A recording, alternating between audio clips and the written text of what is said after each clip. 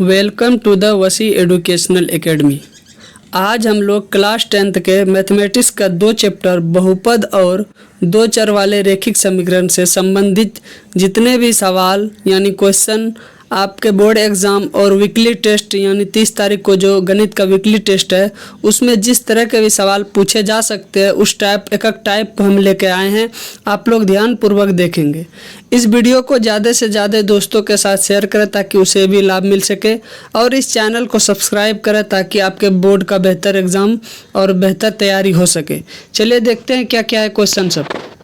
पहला ही क्वेश्चन है, बहुत महत्वपूर्ण है। ये हम डायरेक्ट एनसीईआरटी से लिए हैं, ये कहीं नहीं आया है, हो सकता आ जाए। जिस टाइप का भी एग्ज़ाम लिया जा रहा है उस टाइप में क्वेश्चन पूछा जा सकता है। क्या है कि गणितज्ञों का राजकुमार किसे कहा जाता है। अगर ये क्वेश्चन पूछ दे कि गणितज्ञों का राजकुमार किसे कहा जाता है तो किसे कहा जाता है, कार्ल फ्रेडरिक गॉस को। किसे कहा जाता है, कार्ल फ्रेडरिक गॉस को क्या कहा जाता है, गणितज्ञों का राजकुमार। ये एनसीईआरटी के बुक में दिया गया है तो हो सकता है क्वेश्चन पूछ ले। ये सब ध्यान नहीं देते हैं स्टूडेंट तो हो सकता है ये सब क्वेश्चन पूछ ले। तो अगला क्वेश्चन क्या है, उसी से रिलेटेड है, डिस्क्विशंस अर्थमेटिकी किसकी कृति। अगर ये क्वेश्चन पूछ ले कि डिस्क्विशंस अरिथमेटिकी किसकी कृति है तो ये भी किसकी कृति है, कार्ल फ्रेडरिक गॉस के। किसकी है, कार्ल फ्रेडरिक गॉस। अगर कार्ल फ्रेडरिक गॉस से संबंधित हो सकता है ये पूछे इसका जन्म कब हुआ, 1777 में, और इसकी मृत्यु कब हो गई, 1855 में। हो सकता है ये सब क्वेश्चन पूछ ले। चलिए अगला क्वेश्चन देखते हैं क्या है। इस टाइप का क्वेश्चन आपसे हो सकता है एक ऑब्जेक्टिव में जरूर है पूछेगा।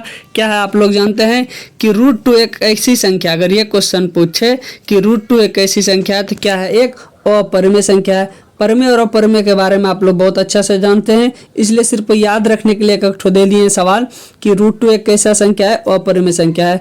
पाई अगर पूछे कि पाई कैसी संख्या है, पाई भी एक अपरिमेय संख्या है। लेकिन ध्यान दें, पाई का अगर वैल्यू याद रखते हैं हम लोग कितना रखते हैं, 22/7।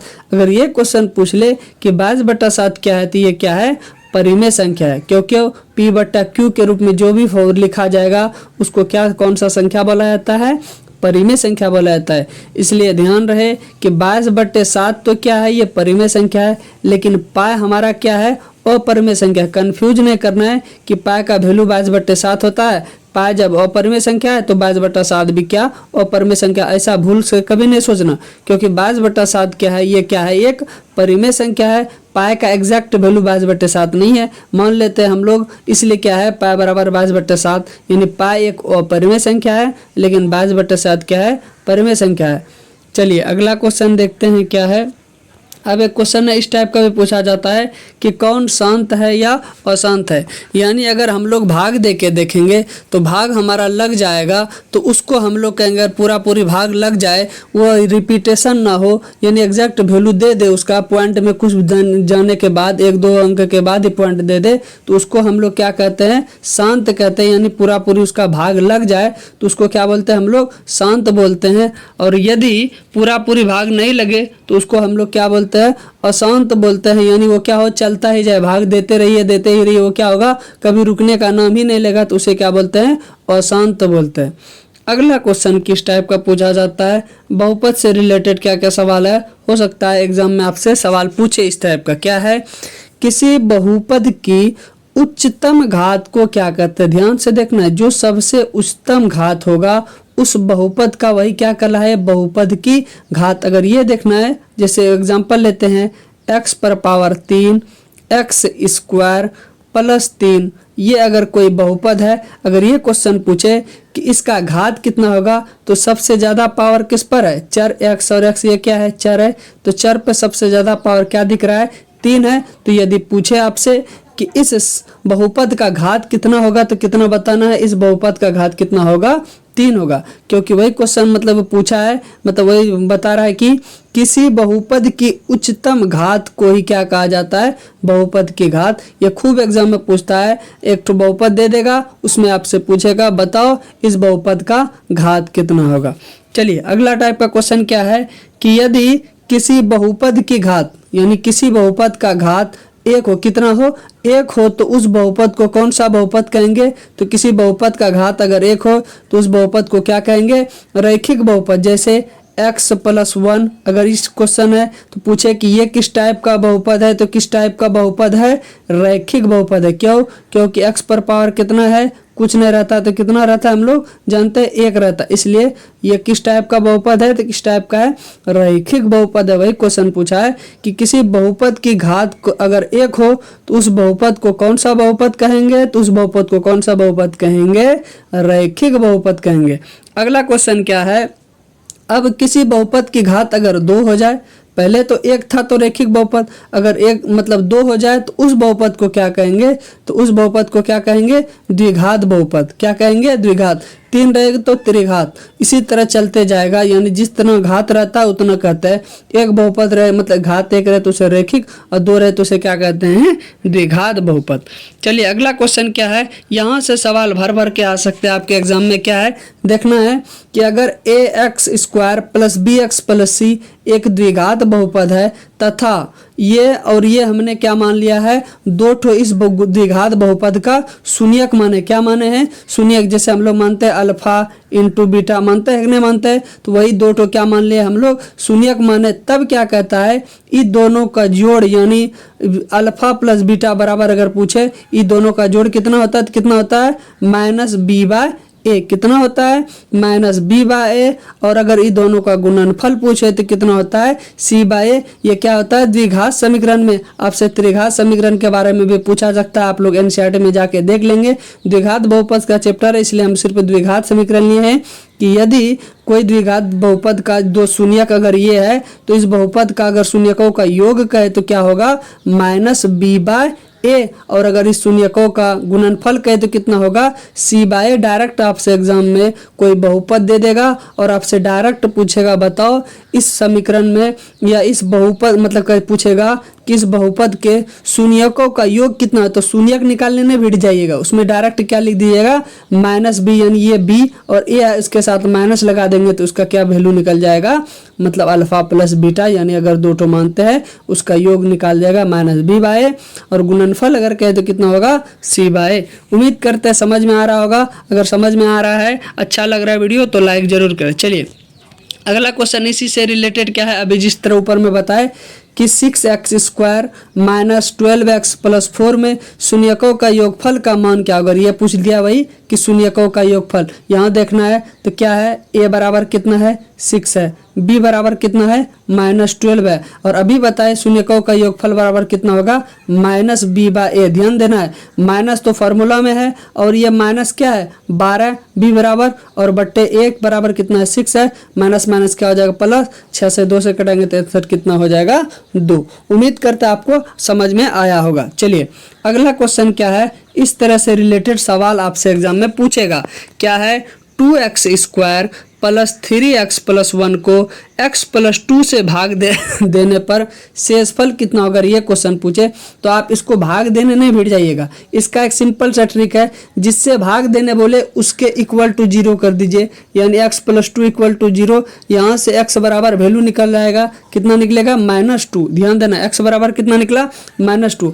अब इसको क्या करना है, x के जगह पे पुट कर देना, यानी 2, तो -2 का स्क्वायर प्लस 3 इंटू -2 प्लस 1। अगर इसको आप जोड़ेंगे और मतलब हल करेंगे तो कितना आंसर आएगा इसका, 3। यानी उसको ये आप नहीं करने जाना है भाग देने, उसमें क्या लगेगा, टाइम लगेगा।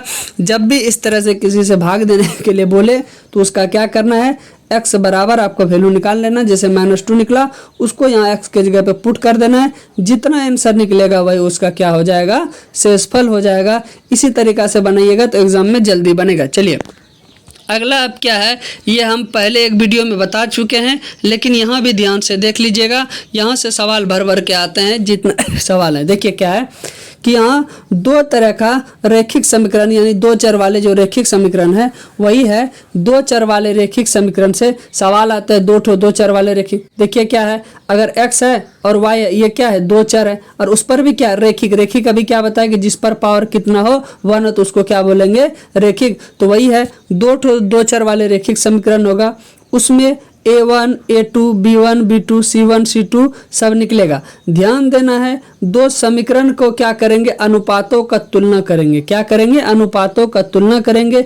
यदि A1 बट्टा A2 not equal to B1 बट्टा B2 आ जाएगा तो उस लाइन को रेखा या ग्राफीय निरूपण क्या करेगा, प्रतिच्छेद करती हुई दिखाई देगी। किस तरह दिखाई देगी, प्रतिच्छेद करती हुई दिखाई देगी। और अगर प्रतिच्छेद करेगा तो उसका सिर्फ और सिर्फ कितना हल होगा, एक हल होगा। कितना हल होगा, एक हल होगा। ध्यान देना फिर से एक बार, क्या है कि यदि अगर वो A1 बट्टा A2 not equal to B1 बट्टा B2 यानी बराबर नहीं होगा तो क्या करेगा, वो प्रतिच्छेद करेगा। जैसे देखिए A1 बट्टा A2 कितना है, 1/3। B1 बट्टा B2 कितना है, -2/4। अगर कटाएंगे तो इसको -1/2। तो क्या 1/3 और -1/2 बराबर है, नहीं है। वही करा, इस स्थिति में उसका ग्राफीय निरूपण क्या होगा, प्रतिच्छेद करती हुई दिखेगी।